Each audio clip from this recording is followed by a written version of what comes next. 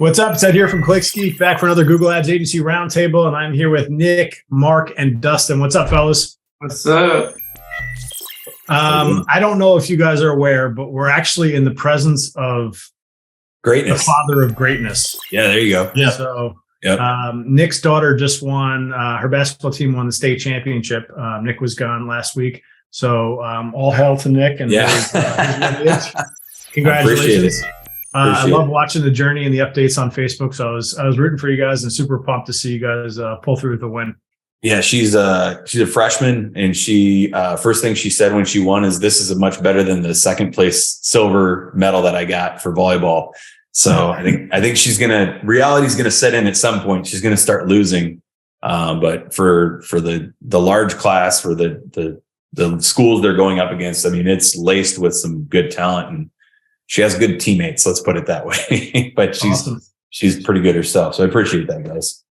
Awesome. Where do we go to buy fan gear? Fan gear, I can get you some links for some championship shirts. I can get those sent out to you guys, or I can just send you Driven Lead shirts and then just I'm a Driven Lead wearer. I'm waiting for merchandise from actually inbound revenue from PPC Pros. Right. Oh shit. I'm just throwing that out there. I'm just waiting for it, guys. Yeah. If it comes, I'll wear it. Nick, your Driven Lead shirt still doesn't fit yet. I need to lose probably another 30 pounds or so. And then I can send you another one. I got larger sizes, man. No. I need to lose another 30 pounds. So please it's a motivation shirt. Just send them a smaller size continually. Yeah. Just keep sizing them down. I think that's what my mom tried to do growing up. And then I just went in the other direction. I'm starting to throw away clothes that I know will never fit again. I did the opposite. I lost a bunch of weight, threw out a bunch of clothes, or donated a bunch of clothes.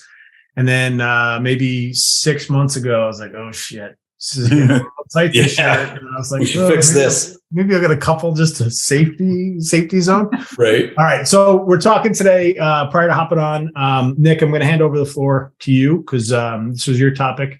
Talking about Google Ads beta products that they roll out on the platform. So kind of walk through what you're thinking. Yeah. So the common misconception, and there's a lot of people out there in the world that actually try to fool unknowing customers. Like we run into this a lot in our industry of somebody saying, well, I get early access to this or that because I am special from Google. Well, unfortunately, that's not true. We're a Google Premier partner. I think Ed is as well.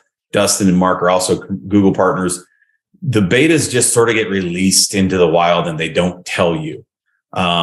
So we just found one that we were showing earlier on our call. It's logo and business name, which is pretty cool. Like that could really move the needle for your click-through rates if you're having problems with click-through rates. Just explain what it is real quick. So for people that don't understand. The logo and name. Yeah.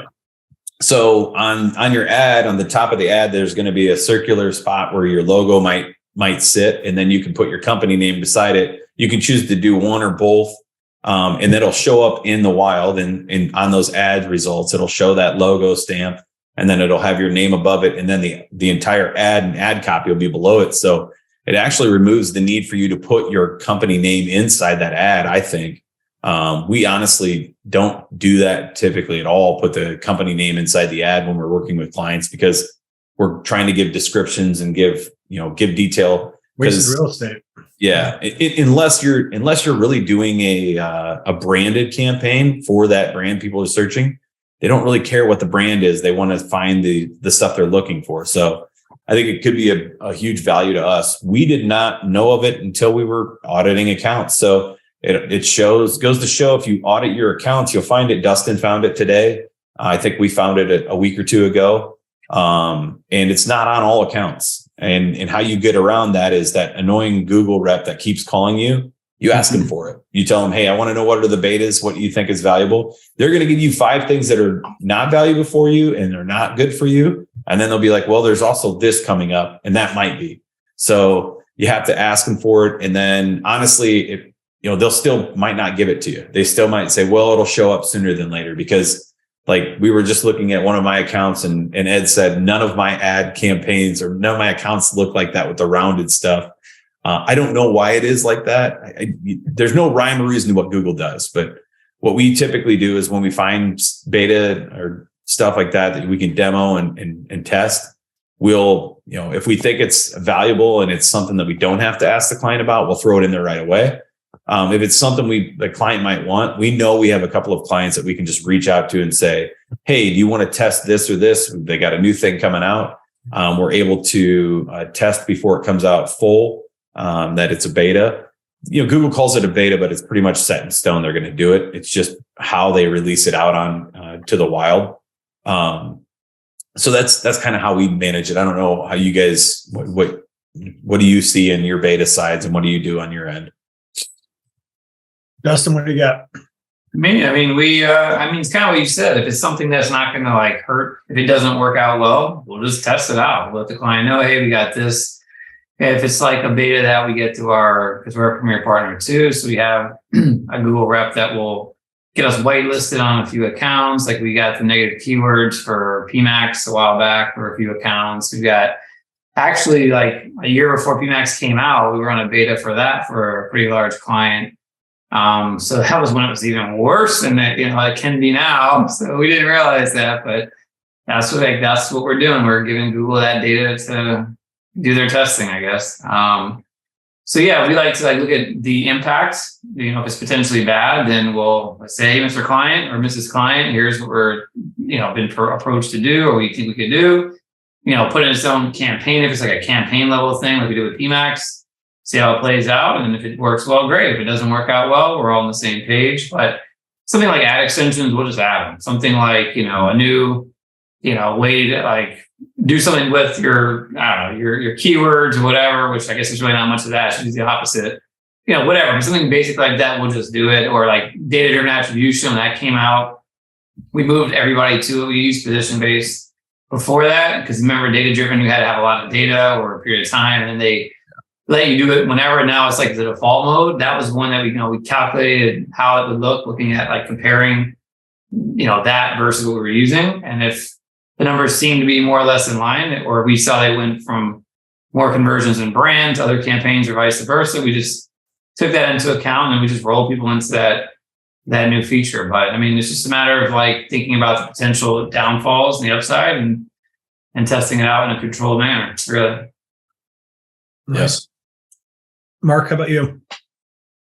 I see a lot of these things in Twitter, Facebook, articles. The only challenge is that they're always rolled out in some, not rolled out to everyone typically. The big ones we usually know about because they'll tell us responsive ads are going to go away and they give you the big announcements. But a lot of these, I'll be like, that's a cool feature, like the logo thing that Nick was talking about. But I forgot about it because I immediately run into my accounts. I Slack the team and say, hey, this cool thing is here. And then it's not. And then I forget it's there. And until you work in the account, it suddenly shows up. But I checked some of my accounts. Some of them, I didn't check all of them, but some of them the ones I checked didn't have the logo option as an asset. I have to pull up the responsive ads.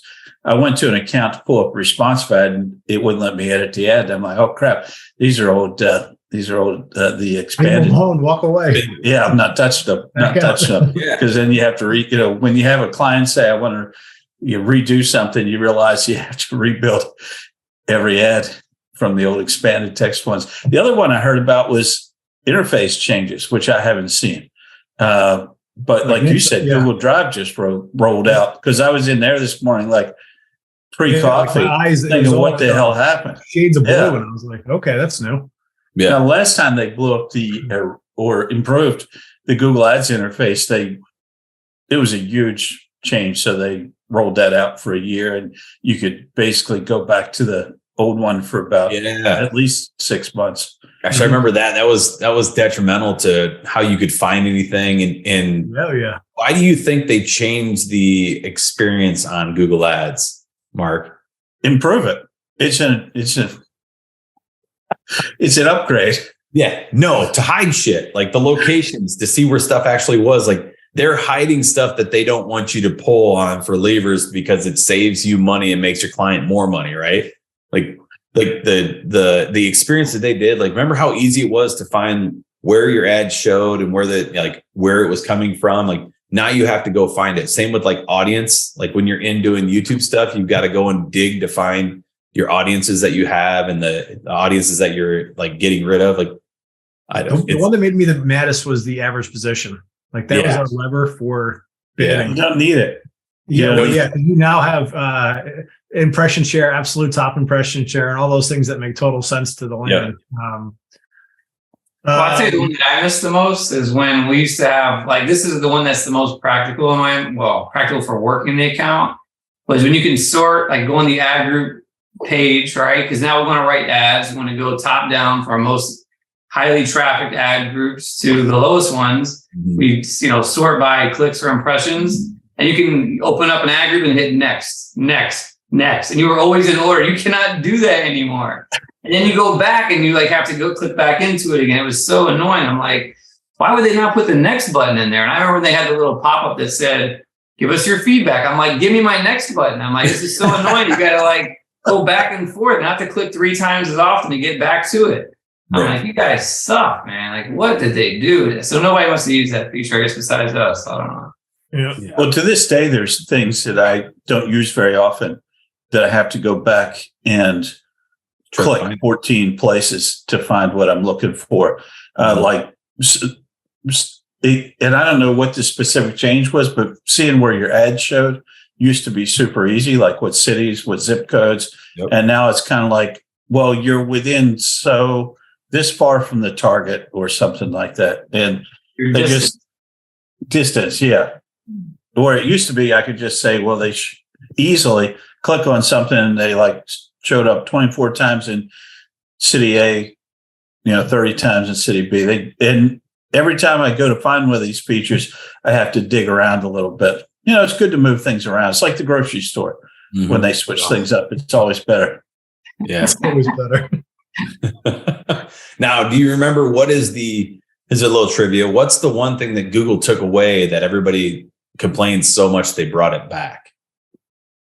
It's about zero impression, 0 click keywords and search terms. No, that's when they brought back. They brought that back. I like that with the impression. Probably was it not manual? Manual bidding's always been there. Device.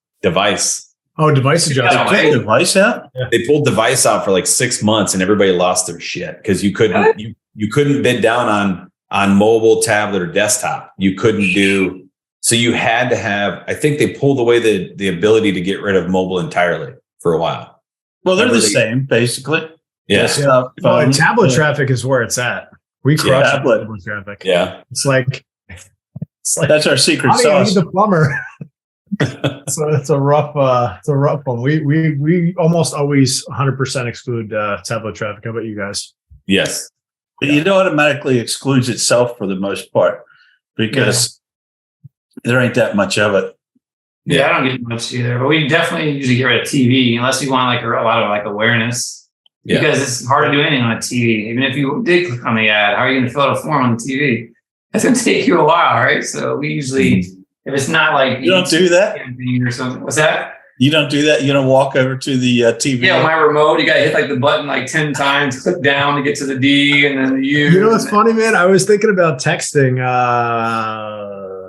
15 years ago when you had to hit each number 2 or 3 times to get to the actual letter you wanted. I was just thinking of how far technology has come and how our kids will never understand the pain of that. But at that time, it was this is the greatest thing ever. I don't have to talk to them. I can just text them. Right. Yeah. You used to have to talk to people. Yep. Used to.